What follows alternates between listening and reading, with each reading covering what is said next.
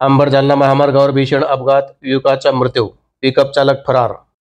अंबड जालना महामार्गावरील गोलापांगरी टोलनाक्याजवळ आज सायंकाळी झालेल्या भीषण अपघातात एकाचा मृत्यू झाला आहे। या अपघातानंतर पिकअप चालक घटनास्थळावरून पसार झाला असून पोलिसांचा तपास सुरू आहे। पोलीस सूत्रांकडून मिळालेल्या माहितीनुसार भगवान उद्धव काळे वय 30 वर्षे, राहणार घोंगर्डे हातगाव, तालुका अंबड, जिल्हा जालना, हे MH21 AZ 6932 या मोटरसायकलवरून जालन्याकडून अंबडकडे जात होते। त्याचवेळी समोरून येणाऱ्या MH01 AP 2040 या महिंद्रा पिकअपवरील चालकाचे वाहनावरील नियंत्रण सुटल्याने मोटरसायकलला जोरदार धडक बसली।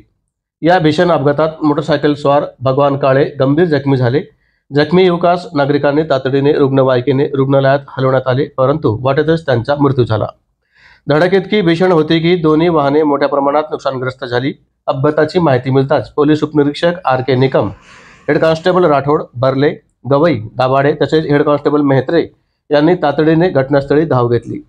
जोरदार पावसामुळे मदत कार्यात अडथळा निर्माण झाला असून अपघातग्रस्त वाहने JCBच्या साहाय्याने पोलिसांनी बाजूला केली, तसेच महामार्गावरील वाहतूक सुरळीत करण्यात आली आहे। या प्राणांतिक अपघातानंतर पिकअप चालक फरार झाला असून त्याचा शोध सुरू असल्याची माहिती पोलिसांनी दिली आहे।